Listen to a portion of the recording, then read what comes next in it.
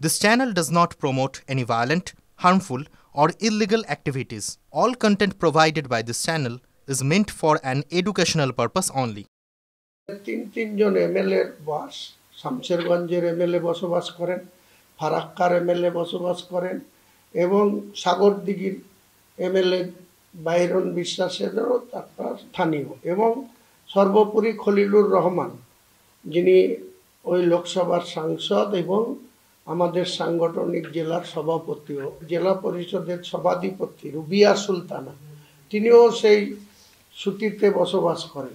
এতগুলা জনপ্রতিনিধি থাকতে কেন এই ধরনের অঘটন ঘটলো, কেনই বা এই অপ্রীতিকর ঘটনার জন্য আমাদের জেলার এত আমাদেরকে বদনাম হলো বা জেলাবাসী হিসাবে আমাদের অনেক বাজে বাজে কথা শুনতে হচ্ছে, যেখানে এটা মোটেই আমাদের জেলাবাসী হিসাবে আমাদের ভালো লাগছে না বা সুখকর মনে করছি না।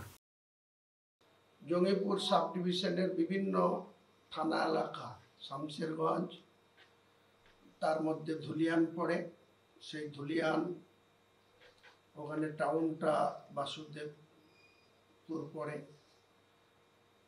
এক কথায় ধুলিয়ান পৌরসভা এলাকা থেকে শুরু করে বিভিন্ন সেখানে তিনজন এমএলএ বাস, শামশেরগঞ্জের এমএলএ বসবাস করেন, ফারাক্কার এমএলএ বসবাস করেন এবং সাগরদিঘির এমএলএ বাইরন বিশ্বাসেরও স্থানীয় এবং সর্বোপরি খলিলুর রহমান, যিনি ওই লোকসভার সাংসদ এবং আমাদের সাংগঠনিক জেলার সভাপতিও তিনি।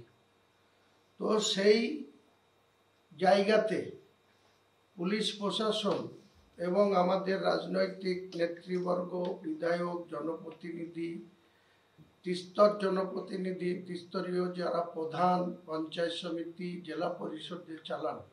আরও উল্লেখ থাকে যে আমাদের জেলা পরিষদের সভাধিপতি রুবিয়া সুলতানা, তিনিও সেই সুতিতে বসবাস করেন।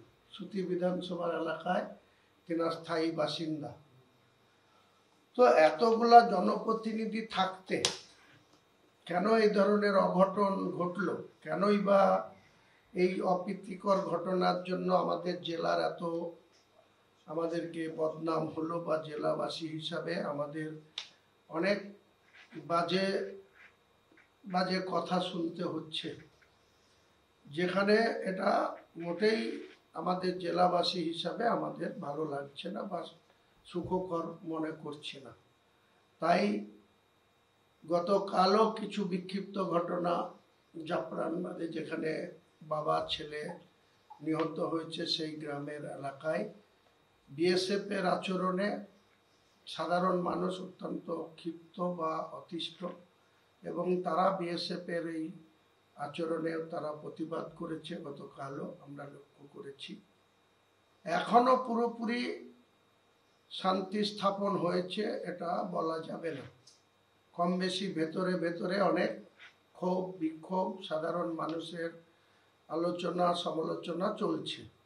তবু আমরা বলবো যে মুর্শিদাবাদের পুলিশ প্রশাসন এবং সিভিল প্রশাসন এবং জনপ্রতিনিধিরা, সে যে কোনো দলের নির্বাচিত হতে পারে, তৃণমূল দলের মেজর পার্সন আছে, বাকি যারা প্রধান বা জেলা পরিষদে অল্প সংখ্যক অন্য দলের প্রতিনিধি রয়েছে, তারা সকলে মিলে এই জেলাটার মান সম্মান বা এই জেলাটার হিত গৌরব পুনরুদ্ধার করতে হবে। কারণ আমরা যেভাবে শ বছর ধরে এই জেলায় আমরা সম্প্রীতি বজায় রেখে বসবাস করে এসেছি, আমাদের পূর্বসূরীরা, আমাদের বাপ দাদা ঠাকুরদা, তারও বাবারা যেভাবে সম্প্রীতি রেখে এখানে বসবাস করেছে, আগামী দিনেও যাতে আমরা এই সাম্প্রদায়িক সম্প্রীতিকে আরও বেশি গুরুত্ব দিয়ে যাতে আমরা এই জেলায় বসবাস করতে পারি।